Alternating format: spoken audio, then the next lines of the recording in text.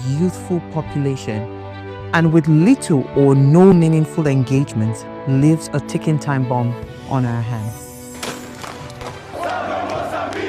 We are a blessed continent with great wealth, both in people and material. Our focus on ways remains driving conversations that affects us all.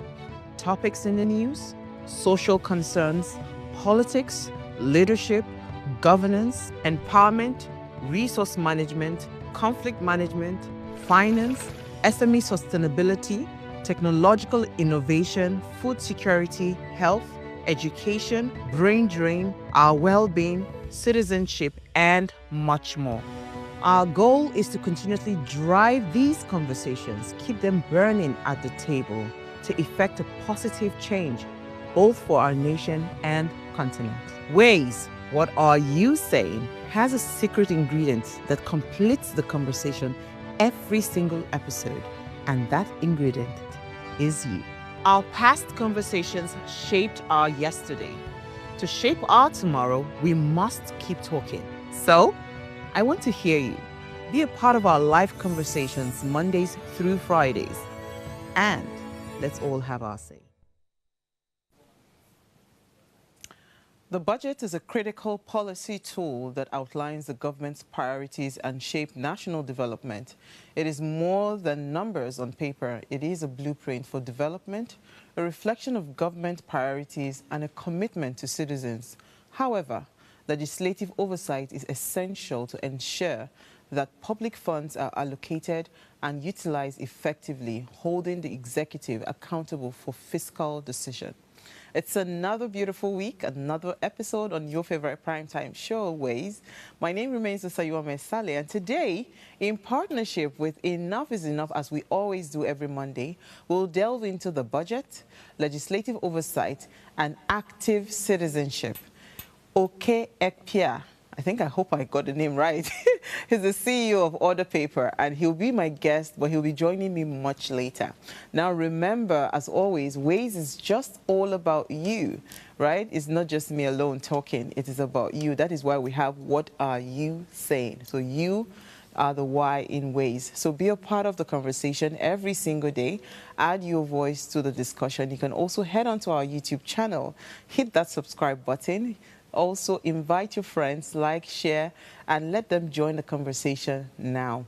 When I open the phone lines later, I would really love to hear your thoughts on what you think about the topic for the day or your observations, right?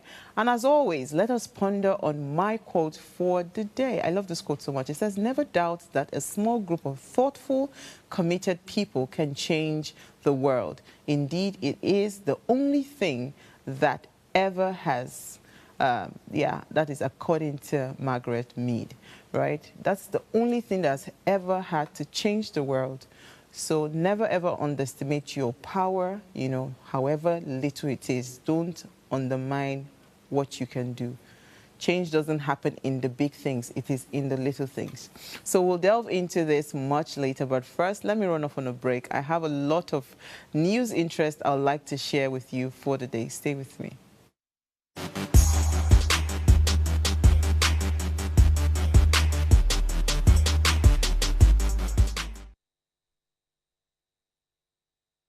All right, thanks for staying with me. So as a way of updates, because I try to make sure that I follow all the stories, especially if we've taken a particular story before, we just try to keep up and just follow up on all those stories. USAID, right, the United States Agency for International Development, on Sunday had placed no fewer than 1,600 employees worldwide on administrative leave. This administrative leave was announced in the statement titled Notification of Administrative Leave on the agency's website. So as of 11:59 p.m., that's Eastern African EST,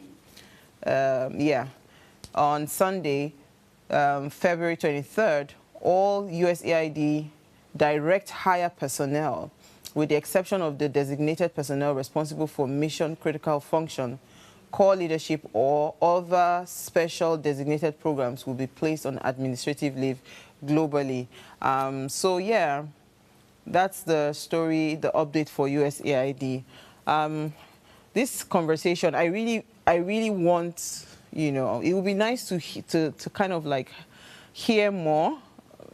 Because, of course, you know, this is coming from the stories that we had taken before where Scott Perry had, was called, alleged that the USAID, you know, they could point them to sponsoring terrorist groups like Al-Qaeda, Boko Haram, you know, ISIS, you know, and all of that. So now, with all of the development that is going on, right, you know, that's why this, I believe, is coming up. Yeah, that's what is happening. It's just sad because now some people will lose their jobs, some people will be out of employment, and I don't think it's a pretty place to be at this point. All right, so I'll move on to the next story. Governor Ayedatiwa. I don't know how many of you watched the swearing-in ceremony. There was one awkward, you know. There was just one awkward thing around, you know, him and his wife. You know, there was just a very, very, what's the word now? Very, very obvious, what's it called? Silence, right? The silence was so silent that it was so loud between him and his wife. But hey, it's part of his speech, you know, that when he was marking his swearing in, with a bold act of clemency, he granted freedom and, of course, reduced sentences to 43 prisoners.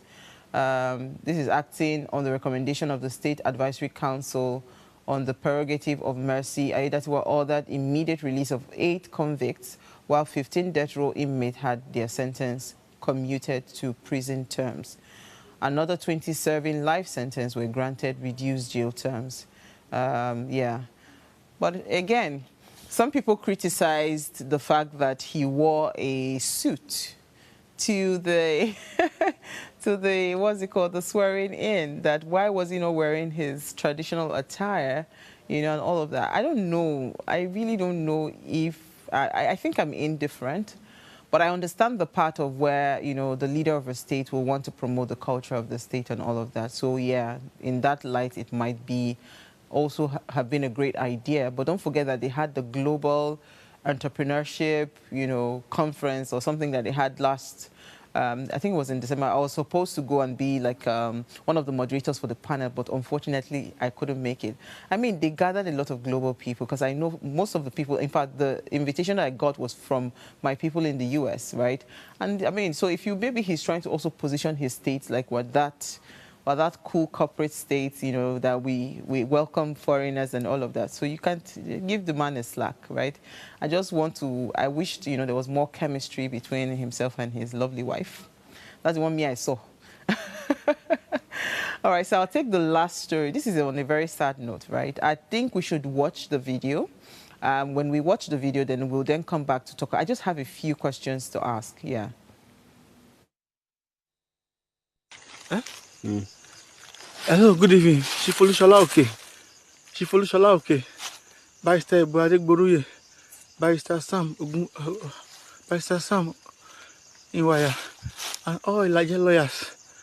Jajuni, Bode Karaki, or Jajuni, my big brother. Bensop, or Jakaraki. Badakunle Karaki, oh, Jajuni, sons and daughter, help me. Help me. They'll give me 3 p.m. tomorrow. They'll give me 3 p.m. tomorrow. That they will kill me tomorrow. Huh? Hello, good evening. Shifolushola, okay. Shifolushola, okay. Barrister Buadek Boruye. The national president of Finifere National Youth Council, his name is Prince Eniola Ojajuni, had appealed to Nigerians to help raise 100 million naira ransom, and also demanded, that was demanded by the kidnappers who threatened to kill him by 3 p.m., which was supposed to be today, 3 p.m. today. So we don't know what the update is, but this was disclosed, of course, via the video that we just watched. The video showed the kidnappers pointing an AK-47 at his chest as he appealed for public financial assistance. So I'm asking the question around following the money. So when we talk about terrorism, or what's it called, crime funding and all of that, so first of all, 100 million naira in the country where we've declared maybe like we don't have, so most people right now, you can't go into the bank and even just withdraw. As an individual, I think the most you can take is like maybe 1 million. I'm not sure, because I know that in December we needed cash and there was issue around there was no cash, and in fact it's almost like a taboo right now for you to go and demand for cash from the bank. So I am guessing, I'm not sure, please, if you have better information, I would love to be educated on this. I'm guessing that it is going to be that most of this income will be transferred, right? So if this is going to be transferred or whatever it is now, maybe an account will be provided. I don't know what the modality, but I feel like in crime solving in Nigeria, especially kidnap crime, if we really follow the money, we'll find these people that are perpetrating this evil. And I feel these people are well funded. I mean, they are well funded because I don't understand how kidnapping all of a sudden, still now, it's still a shock to me how kidnapping became a profession in Nigeria. Because it is obvious that kidnapping, begging, whatever, it is a core profession. So people just wake up and it is kidnapping they are going out for the day to go and find the person that they will kidnap. So I don't know what the update is. I mean, if we have any update on him, but this is the story of the youth leader, the Afenifere youth leader. I'm just hoping that he will be freed without any, because again, these days, you pay the ransom, you still find people being killed after paying the ransom. So I think our security personnel should do better. Let's just try to start to follow the money. Let's follow their food, follow their welfare, all their care, and also follow the money. I'm sure we'll start to find the headway in solving insecurity in Nigeria. So we'll take a break now. When I come back from that break, let's discuss our budget. Stay with me.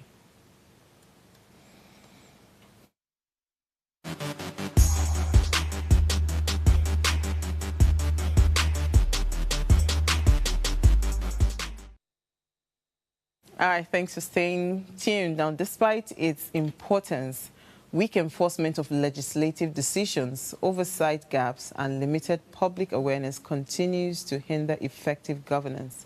Active citizenship plays a crucial role in bridging these gaps, and informed and engaged public can demand accountability, monitor budget implementation, and influence policy decision. To join me to have this conversation, right, is Epia.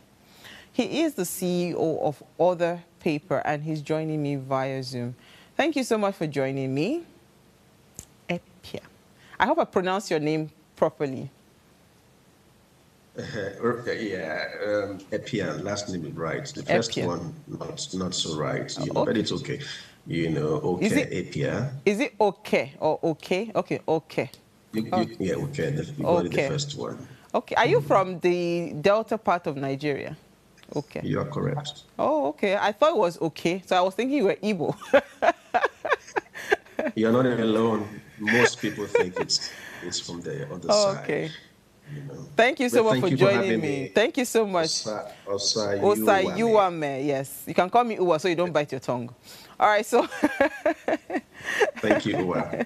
Pleasure to be here. All right, so the budget, legislative oversight, and active citizenship, that's what we're talking about today, right? So if we want to look at the 2025 national budget, I think it's about 54 trillion, approximately $36 billion, was approved by the National Assembly on the 13th of February. In that budget, every time I look at the budget and I see debt servicing and I see fiscal deficit, I don't know what those terminologies mean, so that's why you're the expert to help us. But debt servicing would run on, I think, about 14.3 trillion naira, I believe. Then the fiscal deficit would be about 13 trillion, right? So deficit to GDP ratio would be 1.5. So given these figures, concerns arise regarding the feasibility of the budget in supporting the GDP growth and, of course, also achieving economic stability, which is one of the biggest challenges that we have really, really suffered, our economy. Even though some say that the economy is actually getting better, Naira is getting a lot more, balanced against the dollar, but some people are still coming again and saying that one is false hope. Don't bank on that. But you are the expert, right? Help us break it down.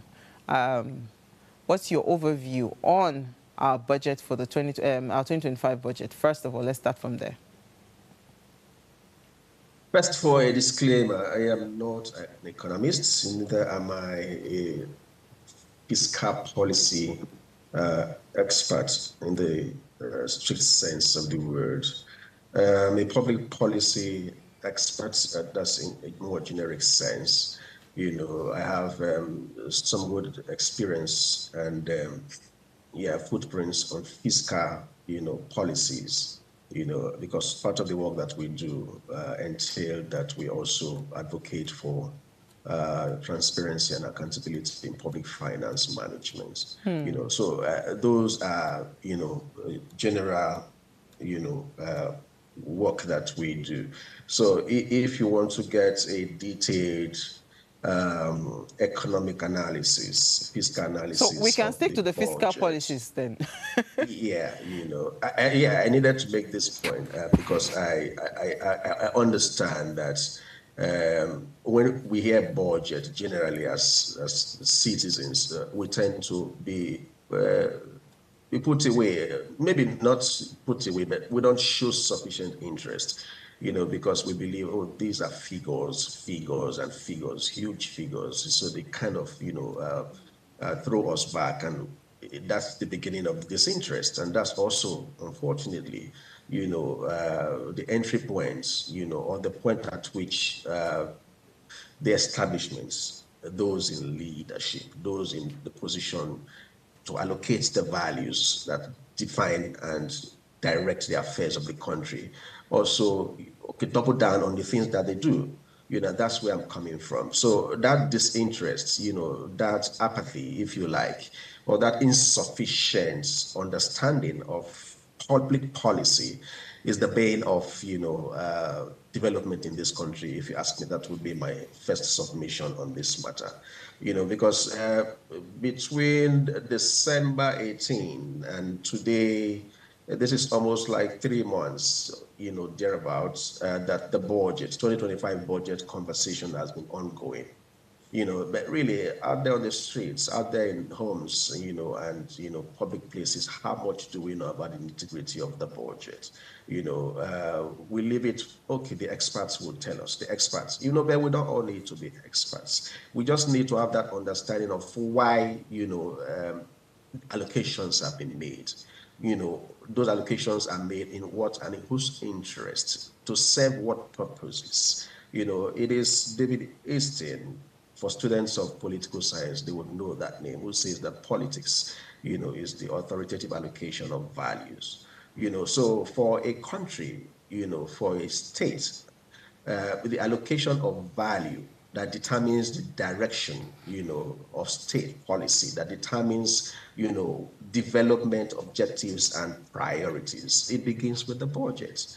That is why it is, really concerning that when it comes to budget, we do not have that, sufficient interest and understanding by citizens, So when you hear fiscal deficit, you hear debt to GDP ratio, you hear debt servicing, these things can mean, we can't really understand them, in the strict sense of the word. But when you know that, the price of commodities, are way above the roof, when you know that we owe trillions of naira, to foreign and local debt creditors, when you know that the cost of living, it is the way it is because of the amounts of monies that we have borrowed, for which we are not sure we are seeing the value for which those monies have been put or have been used, then we should be incentivized to pay more attention to what these figures mean. What do they actually portend when they say they are spending, 54 trillion naira in 2025, as has been approved by the National Assembly of Nigeria? And I'm going to come to that, because on the topic that you have the budget, you have legislative oversight, and you have active citizenship. These are 3 broad, areas, sub-themes of the topic that you have. Now we're talking about the budget. The budget as it is, it's the figure. It has been approved by the National Assembly. It needs to go to the president, who needs to put his assent to the document for it to become a law. So the budget, as it's been approved, is a bill, that has been passed by the National Assembly. And this is where, that looping of citizenship, active citizenship comes in. Through the process of the budget's consideration and approval by the National Assembly, how much did we know, or how much interest did we as citizens, did we as stakeholders in the Nigerian project put in the budget? The budget in the National Assembly has gone through at least 6 stages.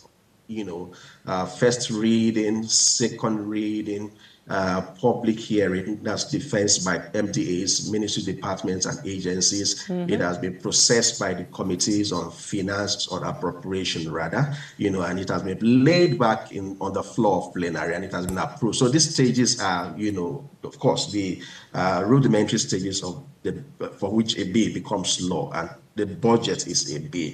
So all through this process, how much engagement did we have as citizens with the legislature?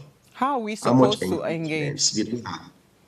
How are we supposed to engage as citizens, you understand, so that, we can understand what, where our flaws are as citizens?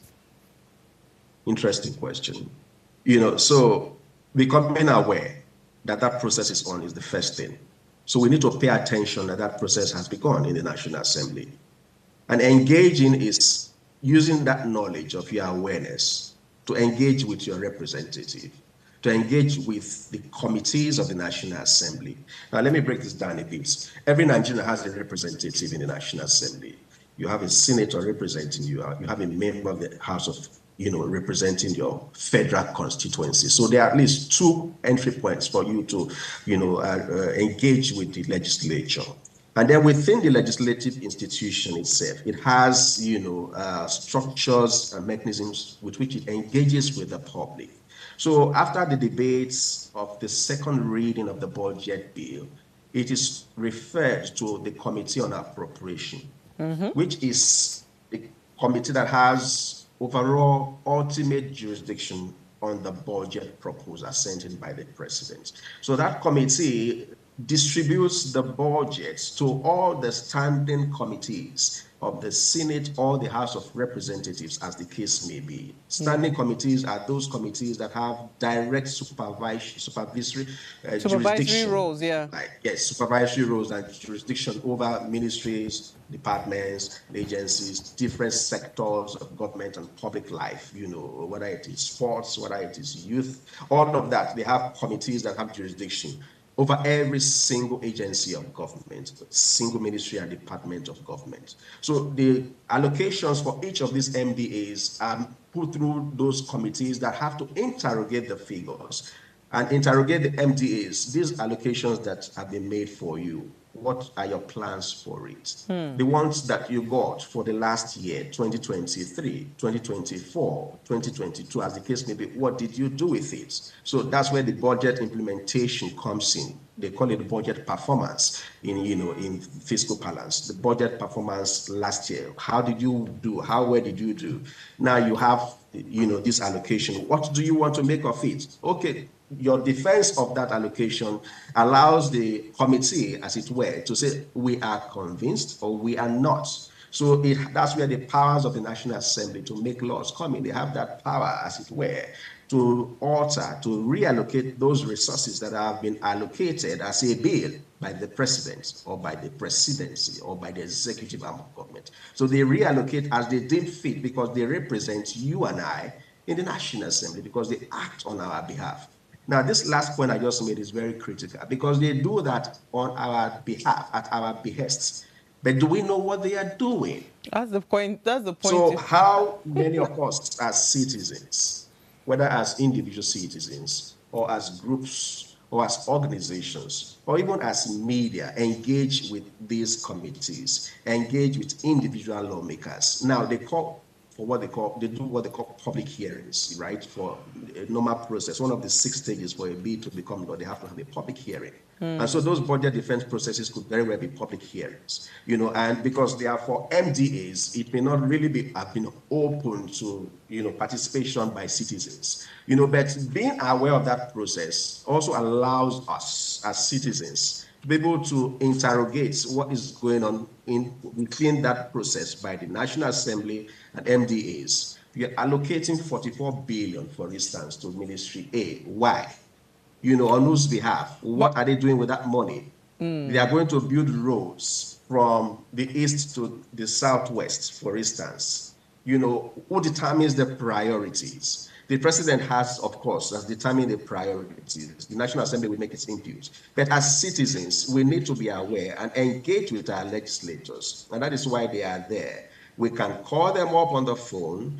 We can write letters to them. We can visit constituency offices. We can go to their offices in Abuja and make demands and say, what exactly are you doing? This way, these priorities that you think you are, they are not really our priorities. And let me take this down. Let me drive this down home to make it make sense for the average citizen. Now, for each budget, there is these allocations that they call zonal intervention projects, otherwise, or popularly called constituency projects, right? So each member of the National Assembly, Senator, and House of Reps has specific allocations that they, on behalf of citizens, make projects or nominate projects into the budgets, you know, for the implementation. So during implementation, that's like the direct benefits that they bring back home to their constituencies, either at the Senate level, senatorial districts, or the federal constituencies. Now, in making those critical decisions as to what projects to put in the budget, to use those constituency allocations for, if I may use that word, where citizens consulted, where constituents are aware that they have, each member of the National Assembly, for instance, has 100 million naira. Or each principal officer of the National Assembly, for instance, has, you know, multiple of that amount of money. What consultations did happen?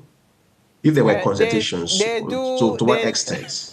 Okay, I'm sorry. Okay, they do a lot of boreholes now. Consistency project. We know we can name the projects for you, you know. But I just wanted to quickly pause you to ask a question, you know, because sometimes all of these processes that you're talking about, right? Shouldn't there be a time frame as to when the president, you know, presents the budget to the House? Then of course it goes through all that 6 processes, and then eventually it now becomes a law. Is there no time frame? And because most have argued that budget passage, right? Usually that process, the submission of the budget is usually very, you know, is delayed like 9 minutes or so. You now find that the people that are supposed to have this oversight function on the budget, you know, it is rushed. The process is rushed. So all this time you say, okay, go and consult with your constituency. They ain't got no time. They know their constituency need borehole. They know they need they need transformer. So how does that affect this entire process that you have broken down? So that is why there are boreholes all over the place that ain't working. Boreholes that are dilapidated and that are in disuse, you know, because they have not been consultations. The people may just require a market, you know, to be able to increase their commercial activity. They may just require that the drainage along the communities be fixed. And so for them, that may mean more than the boreholes. So this lack of consultations or adequate consultations, because to be fair and honest, some of them do actually consult, whether they are consulting members of their political parties or they are consulting their cronies. Consultation is consultation. So it's, again, the extent of consultation, you know, how inclusive the consultations are is what, you know, we are talking about here. You know, so if these consultations must happen, they must really be broad-based and inclusive, right? So if that is not the case, that is where the issues are. And that is why there is this misallocation of resources, if I may put it that way, you know, with respect to the zonal intervention projects, otherwise called constituency projects. But the question you're asking is, you know, what time do they have? Because they are pressed for time. Legally speaking, or by law, there is no time frame for the budget to be passed, right? So there have been delays, right? We've seen this a lot in the last dispensation, especially. I mean, the dispensation, especially before the second term of President Buhari, who managed to stabilize what they call the January to December fiscal cycle, budget cycle. You know, before then we had long delays. There was even a time we had the budget passed in May, you know, of the year, and before the president signed it, it was June. So we have seen all of this, and that's because the law, the Constitution, provides that pending when the budget is passed, the president, the executive, the government can continue to expend resources to a certain percentage of the previous approval, the previous year's budget approval. So that is the leeway. I'm trying to get the specific section of the Constitution that stipulates that. So that is as we know, what you may call timeline, because after that period, you may not continue to spend. So if there was a timeline where, okay, if the January to December budget cycle was a legal requirement, for instance, we will not have a situation where, the budget is presented on December 18th and leaving just a couple of days, for the legislature to consider such huge, amounts of, requests and pass the budget. But again, that's where the legislature, as it were, also needs to realize that it should change in itself, and it is by extension should change in the Nigerian people. But do we have an effective legislative arm in Nigeria?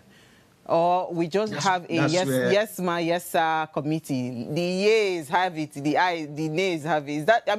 Do we have an effective legislative? Have we even had a very effective legislative, arm of government in Nigeria?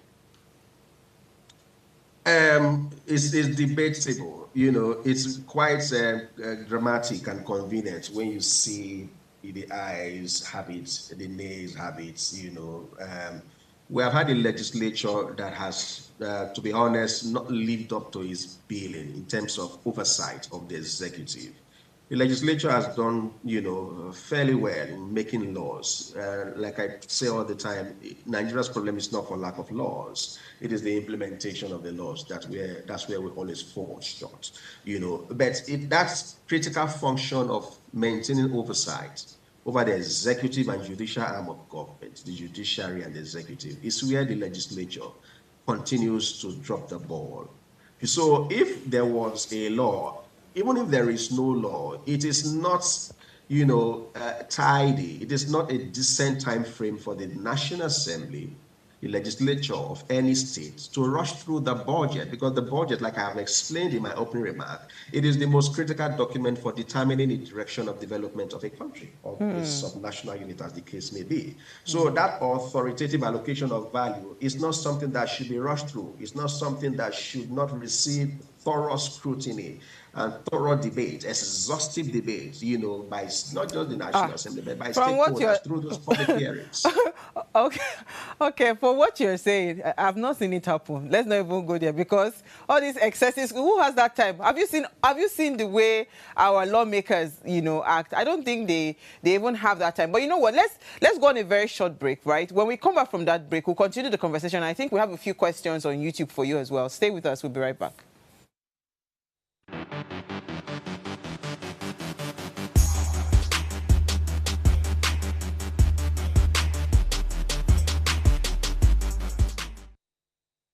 All right, thanks for staying with us. We still have with us, okay.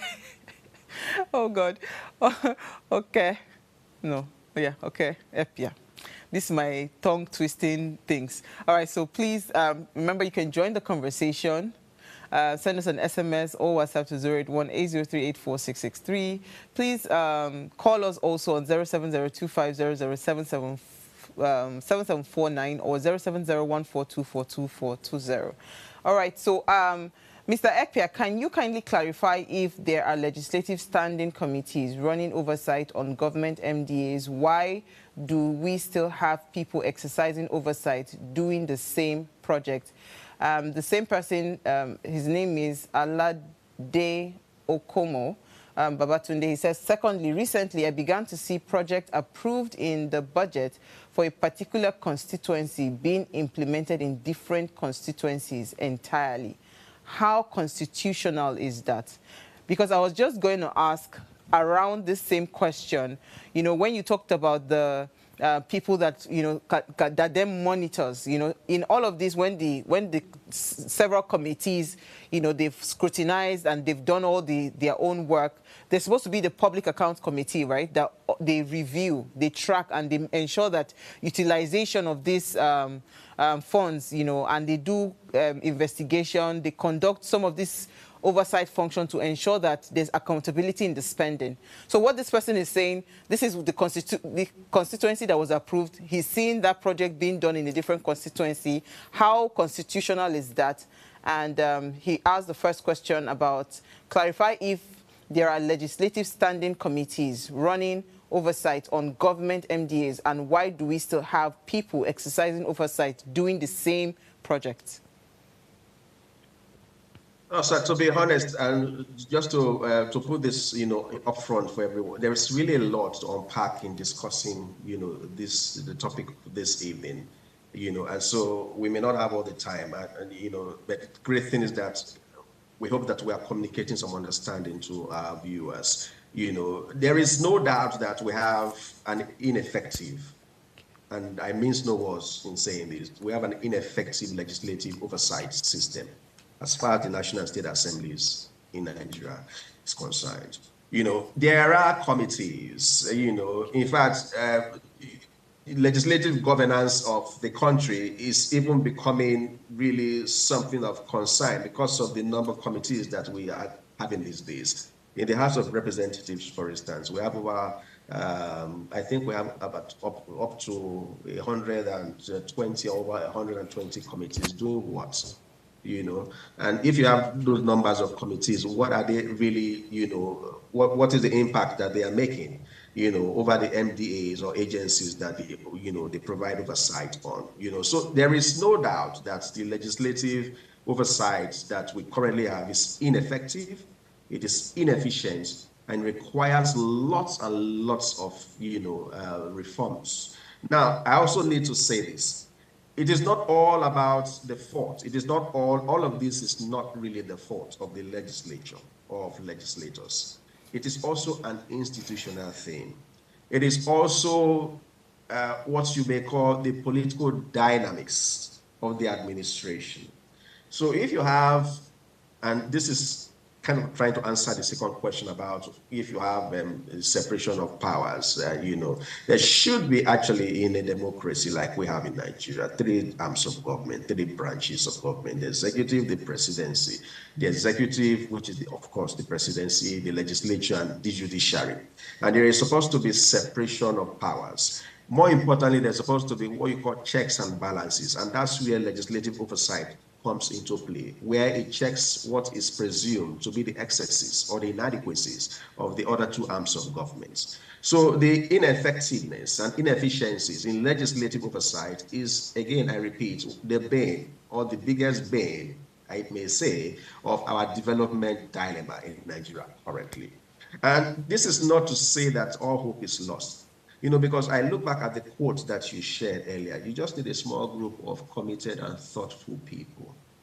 So I'm happy to be on this conversation because we are talking to and listening to a small group of people in the minimum, and the convictions that we're able to stimulate in this small group, can reverberate to other small groups, and before you know it, can make a grand swell of reform, and that's how change happens. Okay. Right? So we need to have people, citizens, do not stand by the sidelines, do not stay back, do not become spectators, do not give up, do not be intimidated by the jargons and technicalities, of politics, of budgets, of legislative processes. We do this, and there are groups like us who do this, who go the extra length and time to make sure that we try to break this down for people to see. Pick up this knowledge and engage what you have learned with your legislators. So the question you asked earlier was about, so if you know that they are not doing these things, and because nobody has the time, they don't have the time, we can demand. And that is where active citizenship comes in. Because I was just going to ask you that, because leg of this topic.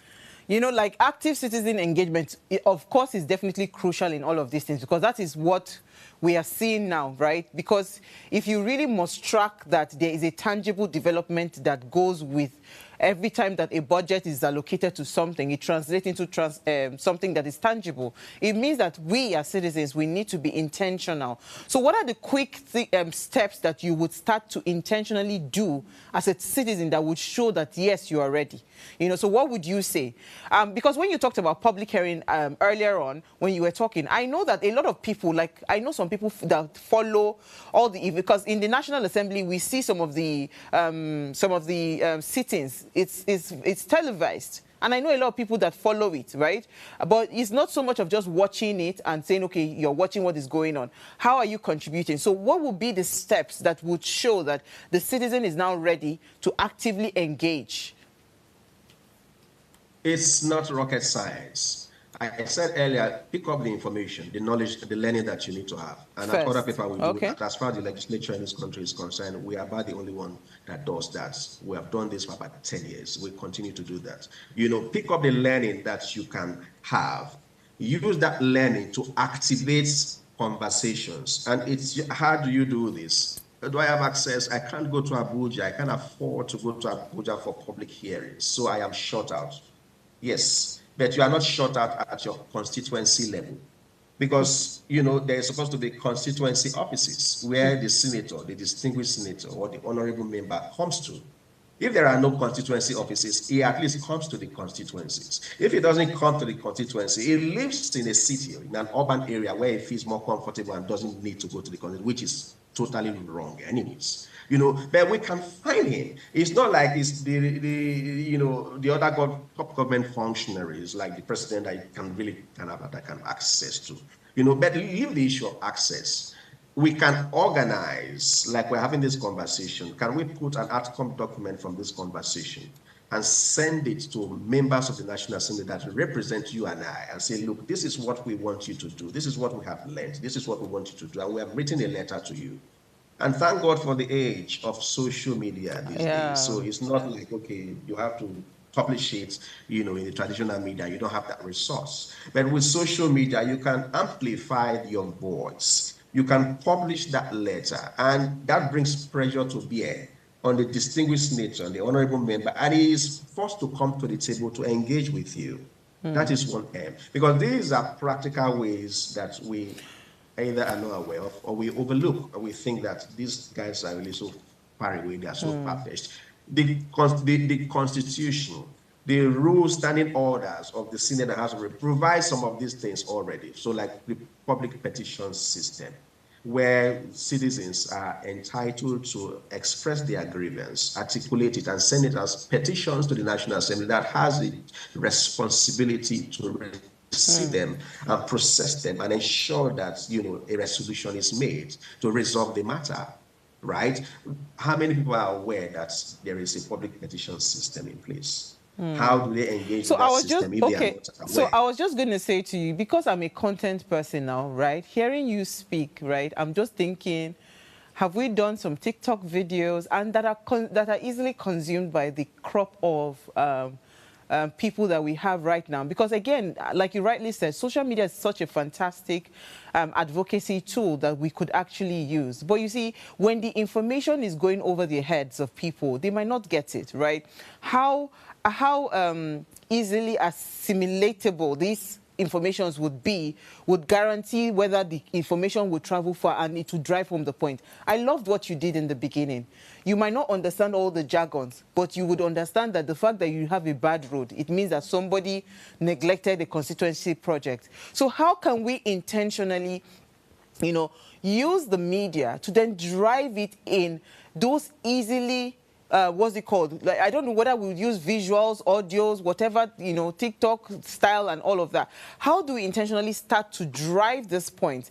Because we are, I was speaking to someone earlier this morning. I said, Nigerians are not ready for serious content. I always watch, like, for instance, some podcasts in the US, Diary of a CEO. They talk, it is very heavy, it is very, cerebral, the kind of conversations. When you do those kind of podcasts in Nigeria and it's lasting for 3 hours, nobody's going to watch it. Meanwhile, you see millions of views. We are so interested in, want to dance, we want to do all of these things. It's intentional. You know, because that's why a lot of us are not even interested in some of the things that are going on, because we think it's not even part of, let's just be doing our thing. So how do we intentionally not just shut this, because there are a huge number of people, we don't shut them out. We're able to bring that advocacy to the language that they understand, driving it through social media. This is why, you know, but first of all, you have raised questions and you have provided the answers. You have saved me that, you know, that time, you know, because it is that intentionality, you know, on the side of citizens that is the issue. The deprioritization of what is important and prioritization of what is less important, of trivialities, if you like. Forgive me, you know, if I'm using, I don't want to offend the sensitivities of people who are in, you know, entertainment. These are great stuff, great endeavors, you know, of different value, you know, but the public policy space is such that, you know, it determines what happens to every other sector. The laws that are made in the legislature, by the legislature, and assented to by the president, and also pronounced upon by the judiciary when there are conflicts. These are the things that affect the prices of goods and commodities. These are the things that affect whether those roads are fixed or not. These are the things that affect the price of data. They have just recently increased the price of data, right? So it is a policy decision. If citizens say, look, all members of the National Assembly must stand up against, because we don't want this, for instance. I'm just using this as an example. This is not, it's not valid because it's a commercial, it's an economic decision. It's a business matter. I don't want to delve into that, you know. I'm just using that as an example. It is to place that demand on their representatives in parliament to say, we do not want this. If you go ahead and approve this, we would use our power with the thumb. When next you come for re-election, we would ensure that you don't get re-elected and we'll kick you out. Have they always depended on our thumb, in fairness? I know this question was coming, you know, but it is not for us to, you know, become apathetic because of that, you know. You must agree with me that we are also making progress gradually. We have in our electoral process, and that's an entirely different conversation. We have seen, you know, the modernization of vote buying, of election rigging. We don't have that crude methodology of running away with ballot boxes anymore. They have other ways of doing it, even using the cloud, you know, servers and non-servers, beavers and non-beavers to do these things, right? So you see that they are also getting smarter, you know, so that sophistication that the political establishment has, citizens need to deploy their own smartness, their own energy, their own innovation, because we are very innovative people, to ensure that we match them and even go above them or go beyond them several steps. That is where the prioritization of what is important and deprioritization of what is less important comes in. So you make content, and because you are not shaking bomb, nobody watches it. It's just there looking at you and you are looking at it. You know, but if you are making content that people know that this content, it may not be that type that appeals to my inanities, if you like, forgive me, but it is the type that determines the fundamental direction of life in society, then I should pay my attention to it. So there is something about as citizens. So we need to interrogate our citizens, the agency of our citizenship. What for us is a priority? What do we want to do? But I also think that that orientation, right, is also a weapon that is being used right now in Nigeria, because if you notice, that is what drives, you know, a lot of young people, right? They're not interested. So it's intentional, because a government that is really ready to solve this problem, you know, it would show in different things. You might even start to put, these kinds of conversations at the level of even nursery school, so that they can start to intentionally want to be interested in those things. But final thoughts for you. I want to ask you, how effective are town halls, right? You know, because Because again, some people have also said that citizens can also demand regular town hall meetings where they can also explain, lawmakers can explain how the budget is being spent and why the decision to prioritize what and not prioritize the other. How effective is our town hall? Then we'll wrap up the conversation. Town halls are very effective in as much as they are inclusive and they do not exclude people, exclude, sectors, exclude the, vulnerable and marginalized. Town halls are effective and they don't have to be physical. We live in a world that is now moved beyond just, face to face. This could very well be a town hall conversation, this meeting that we're having, this, show, this your show, lovely show, beautiful content you're making. You could design it to become a town hall. And because you have audience, you have followers, it makes it imperative for the lawmaker invited not to to decline, because he has to come and make his point. He has to come and defend, he has to come and speak to citizens, right? So it is being innovative, it's being clear-headed, it's being, again, intentional.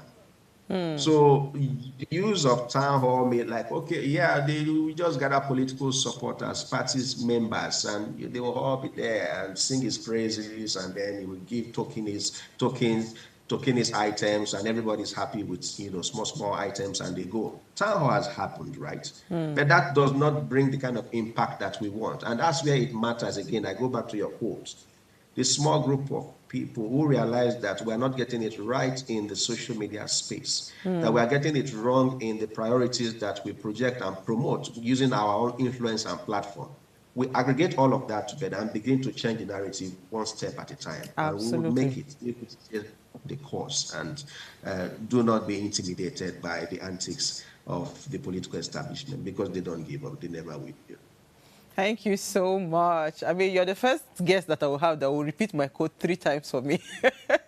But when I saw that quote, I thought it was quite apt for the conversation for today. Mr. Oke, Abi? Epia. You tried this time. It's still in my head. So I have a friend that is from your side, so I always mix up her name, but thank you so much. You've been an amazing guest. We hope to have you again. At least, I mean, from just this talk, I've already seen 3, 4 different kinds of topics that we could also continue to address. And like you rightly said, we need to be intentional about the kind of content that we want to put out. We have to be focused on our country, because the truth is the change cannot happen except when we are ready for it to happen. And we must be intentional with our, every single conversation matter. Thank you so much for making out time to be with us this evening. Thank you for having me. All right. So the 2025 budget presents an opportunity to address Nigeria's economic challenges through strategic investments in security, infrastructure, education, healthcare. However, its success depends on the efficient revenue generation and debt management. It also depends on prudent spending and fiscal decline. It also, fiscal discipline rather. It also depends on stronger legislative oversight. Then the one that is most important, in my opinion, the active citizen engagement to hold the government accountable. We must be intentional about that. So a culture of transparency and accountability in Nigeria, in Nigeria's fiscal process, is only possible through a collective effort by both government, legislators, and active citizens. Don't sleep on this. We have to be intentional. It is our lives that is being determined, right? So we need to put our eyes, and be intentional about it. So thank you so much again to our guests that joined us today, and thank you for watching. Also, for those that sent in their messages, thank you so much. Remember, do subscribe to our YouTube channel. You can also interact with us further. You can drop your comments, and most importantly, follow all our engagements. Like, share, and invite your families and friends to watch and follow. If you missed this you see, my guest repeated it 3 times. I tell you that this quote is very quiet but powerful. It says, never doubt that a small group of thoughtful, committed people can change the world. Indeed, it is the only thing that ever has. That is just the truth. I'll see you guys tomorrow at 8 p.m. Enjoy the rest of your evening.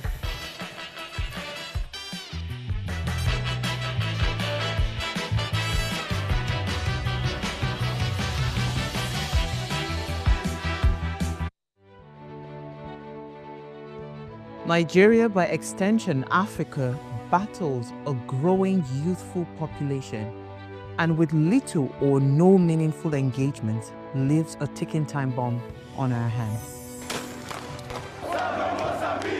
We are a blessed continent with great wealth, both in people and material. Our focus on ways remains driving conversations that affects us all.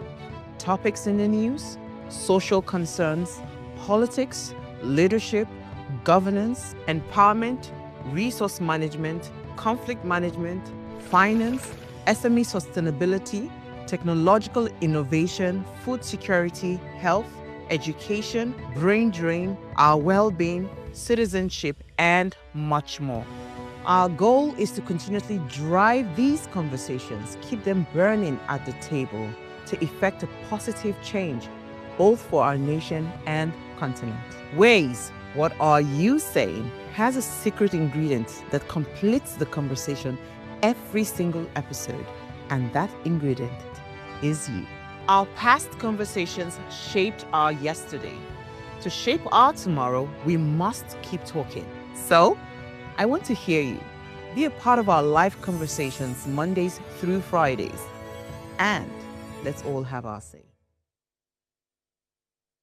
Hey guys, it's Oluchi for Ways Breakfast. Thanks for always tuning in. Our research has shown that you're probably not subscribed to our channel. What are you waiting for? Make sure you hit that subscribe button below so you never miss out on our latest content and stay in the loop with all things Ways. If the channel grows, it means more great content for you guys. So hit that subscribe button now.